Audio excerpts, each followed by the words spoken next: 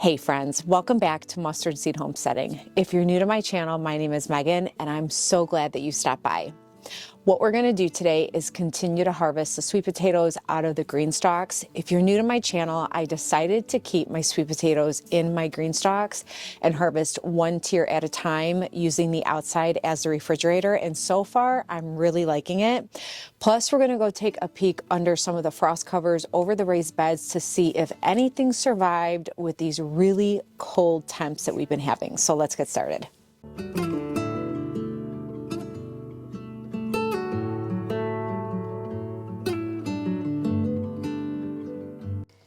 All right, friends, let's see if we got any sweet potatoes.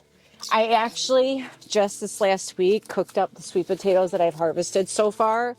You guys, it was so delicious. I baked them and then I stored them and then I put them in a pan over the stove and added some butter and salt. You guys, it was so delicious. They got crispy and brown on the outside and they were just amazing. So let's go ahead and see what we got today. All right, friends. Well, I'm just going to talk over this part because as much as I was hoping to harvest this tier of sweet potatoes, the soil was just completely frozen. So we'll just have to try this next week. Now, I don't want to spend too much time down here, but I am going to show you a few things because I had to put some frost covers over some of the green stalks and some of the bags because it was really, really cold. But here's one of the broccolis. You can see that it's definitely wilting and some of the soil, like I said, is frozen. I'm pretty sure this will bounce back, but only time will tell. Now, the garlic is doing really well. I haven't seen any issues with those as typically they do during the winter time. So here's what the kale looks like. It looks pretty sad. That's my mint on the top. But that's what happens when you get freezing temperatures, even when you have frost covers. We are expected to have some warm days, so I think once those temps go up and I'm able to water them, I think they'll perk right back up. But this is why I always have starts going because you just never know when you have to replace a plant. All right, friends, let's go up there and see how everything is doing.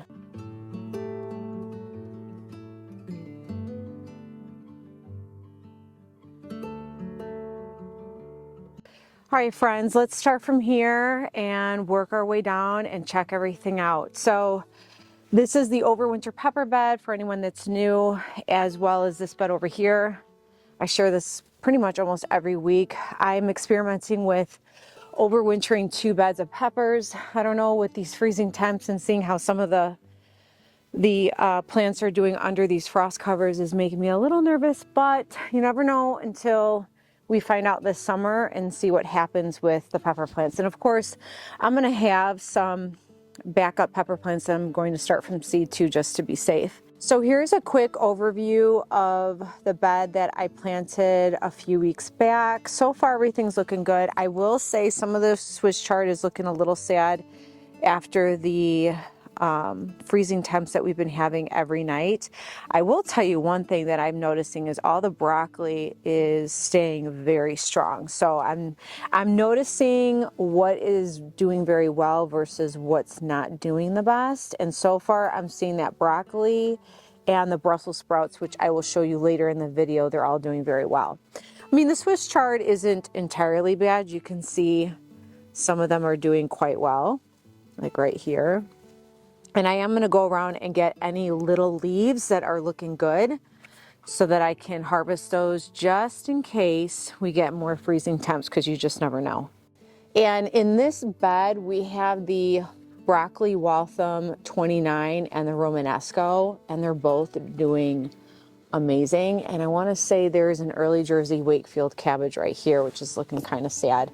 I think some of the plants that look kind of sad just need some water because the soil is frozen.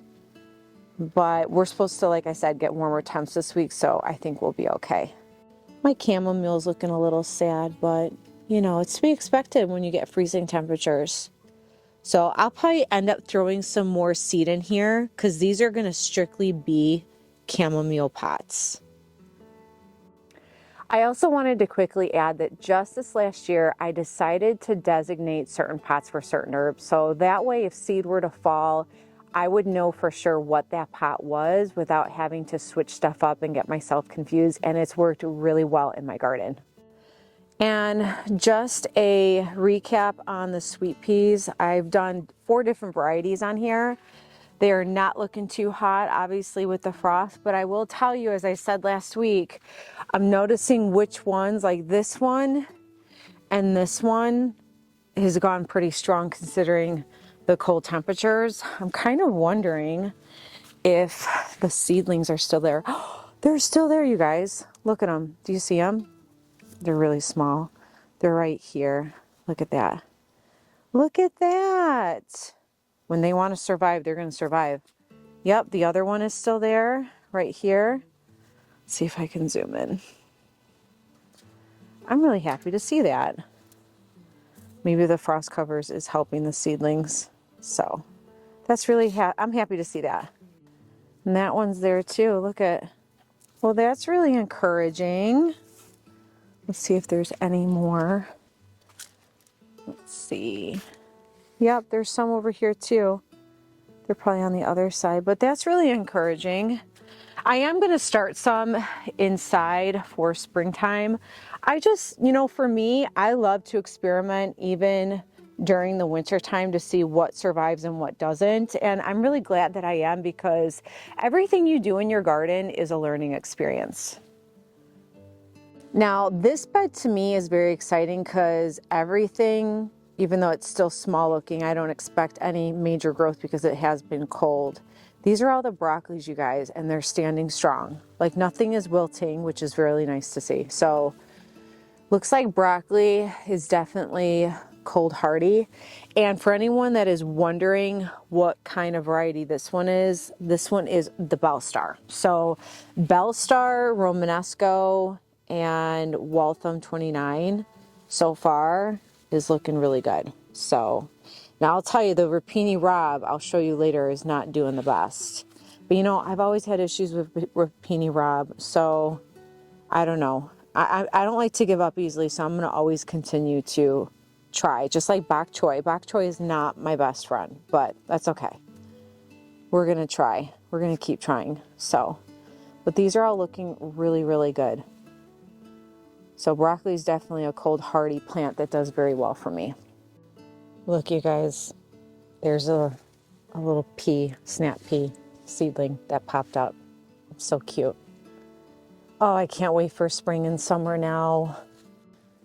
There's the other one right there. Look at them. They're like, I'm here. I'm gonna grow, just wait. Okay, now on to the large bed with all the little Swiss chards that I've been harvesting every week. Now, I will say there's quite a bit here that got some frost damage. You can see some of them had some frost damage right here. So I'm a little sad to see that. But I am going to go ahead and I'm going to quickly harvest any little ones. I know it looks like nothing because I've been harvesting all the baby leaves every week. But I'm going to go in and take any more baby leaves out just in case. So has anybody started any seeds yet? I know for me, I'm going to be starting some peppers and then some tomatoes soon. My goal is to share some videos with you all as I start my seeds and how I get that organized for seed starting, as well as share all the varieties I decided to grow this year. I bought some new ones that I'm super excited to try. And for anyone watching that's new to gardening, or you're not sure if you want to start gardening, let me encourage you that it is attainable. And with spring right around the corner, try growing one vegetable that you and your family consume the most, and then tell yourself that failure is just not an option. Pretty much all I'm doing is cutting up the small pieces, like I said, that are good, but also going in and taking off the pieces that got frozen and are no good, so that they're not just sitting on there. So when we get some warm temperatures, we can get some new pieces that will grow, because I see a lot of little baby leaves in the middle, which is very exciting to see, because we're gonna, like I said, get warmer temperatures and hopefully we can get some more Swiss chard. I love this color, Swiss chard. I think this is the magenta, red ruby, that's what it is. Red ruby Swiss chard. So beautiful. I'm not really sure if I have a favorite Swiss chard. I like them all, but I am really enjoying them right now. I actually just did a tray in the freeze dryer, and now I can just add them to whatever meal I want to. I can even powder them if I wanted to and add them into a smoothie or a shake. That's the beauty of preserving and having different methods of preserving. You can do so much with your food and make it last long. See right here, this is all bad from, you know, it froze and it's all wilty. So this is garbage. And so I'm going around and I'm taking these off. I probably could go to the side, but I'm not. That's so pretty. I love it.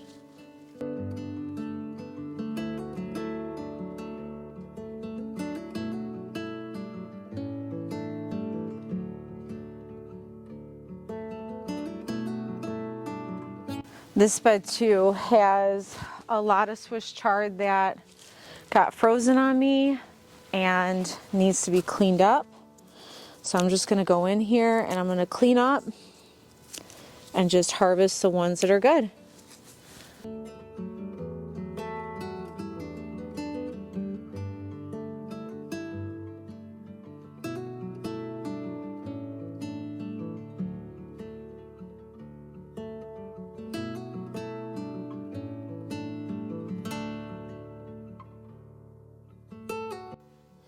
Now, when you do cut your Swiss chard, you want to make sure you see this little baby one right here. See, you can see this little baby one. Don't cut those off. They grow from the middle out, and so you want to make sure that you're not cutting those and you cut the outside pieces. For instance, here's a really good, let me show you, hold on. When you are harvesting your Swiss chard, if you see this tiny little baby piece right here, they grow from the middle out. You don't want to cut that. You want to cut from the outside so that the pieces in the middle can continue to grow. Well, let's take a quick peek at this bed that's been full of food. Everything looks super sad right now because it's just so cold. But in my observation, these cauliflowers, look at how beautiful this looks. So under the frost cover, this is doing very well.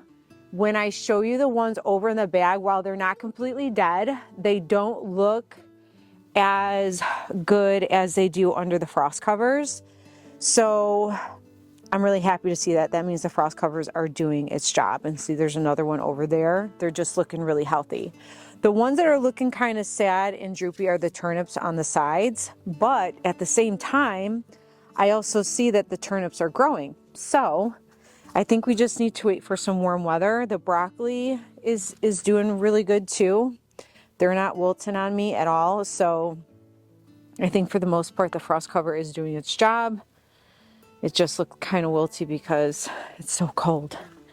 And that turnip, I cannot wait to harvest that when it's ready. So this bed is looking pretty good so far, considering the freezing temps that we've been having. And then these Brussels sprouts, they are so cold hardy. They look so beautiful. Nothing looks droopy, except that one's looking a little sad down there, but it's also at the very end too, where it probably gets more of the draft of the cold. But you guys, look at how great they look. So, and the onions on the corners are doing very well too. Let's see if I can find any. This one's pretty good. And this one's doing pretty good. Some of them have gotten thicker. There was one over here, like that one's really thick and it's doing really good. So I can't wait to harvest the onions in here. And just a quick update on the garlic bed. Everything's looking pretty good so far, as well as the buckets. Nothing's looking too sad or anything. I mean, for the most part, garlic, as long as you haven't mulched, it's going to be fine. But, you know, I still keep an eye on it and it's looking pretty good. Okay, friends, and an update on that red Russian kale that I planted last week to see if the squirrel ate it. So far, it hasn't been eaten. Now, it doesn't look too pretty because it's been cold, but these buckets in both of these pallets were literally eaten within a day or two after I planted some kale the last couple months ago. And so far, I wanted to test one out, like I said last week, and it's still there. So I think that these sensors that are supposed to keep squirrels and stuff away right here is doing its job. So I'm super excited about that. But obviously, until it starts to get warmer out, I'm not going to plant anything. But at least I know that the squirrels haven't touched it. Now this bed is all of the rapini rabe and broccoli as well as kale on the ends. Now I did fill in that one spot that I pulled out, but it looks like I'm probably gonna have to pull out the rapini rabe. They are just really difficult for me to grow. I'm not really sure why. It's either too warm or too cold. It needs like just the right temperature. Now I might come out here and just harvest whatever's left and then just put something else in place of it. I'm not really sure. But the broccolis, I mean, they're just going strong. So, and the kale's looking pretty good too. So this bed so far is good, minus the rapini rabe. And the rapini rabe back here is kind of wilty too, and I'll show you that in just a second. So these over here, I want to give you an update. I know I show these every week, but with the cold temperatures, this particular cauliflower seems to be doing okay. They look pretty damaged from the frost. So I'm not really sure if these are going to survive, but this week is supposed to get warmer, so we'll see, and I'll have to give you guys an update next week. Now, obviously, these being open and not covered like the bed over here, there's going to be a huge difference, but this was the whole reason why I did the frost covers, was to see the difference between having them planted out in the open versus having some sort of a cover, if it even made a difference at all. And so far, I'm noticing that with a frost cover, it's making a difference. But I also want to experiment with no frost cover to see if it does anything, and then how long this takes to grow versus the one under the bed. So far, we're just going to keep an eye on it. Now this one, again, this one is really surprising me, because I thought for sure that this was going to die, because a lot of stuff has died from the frost, but that's still staying strong. The lavender is still doing well too, but look at the rapini rabe. I'm telling you, they just don't like me. So I don't know if I'm going to get any broccoli at all. There are little sprouts on there, so I might, like I said, I might harvest whatever's there and then put something in place of it. I'm just not sure yet. So, but that's what it's looking like, you guys, back here. But no squirrel damage. Everything is still doing very well. All of this is rapini rabe, and it's looking kind of sad, but we'll have to see what happens this next coming week. And then, like I said, you saw my starts in the beginning. I'm going to be hopefully coming out here, if I can see some consistent, decent temperatures, I'm going to start filling up some of these bags as well as these buckets, and then probably pull some things out that are not doing well or got, you know, ruined from the frost, and just stick some new starts in there. So this is why I always say have backups, and also have backups for your backups. I'm always having seedlings and seeds going all the time for this reason. Well, friends, let's see what we got in the garden today. So we got ourselves about half a basket of Swiss chard, which, considering that we're in the dead of winter, I'm really happy with what we got. I think, again, the frost covers are worth having, even though there was some frost damage on some of the plants. A lot of them were doing very well, and I'm really impressed with how everything's going with the frost covers over the raised beds, but always very exciting to get something every week. So friends, thanks so much for stopping by, and I really look forward to seeing you all next time. And always remember, friends, be encouraged, stay encouraged, and always stay inspired. And I'll see you all next time. Bye.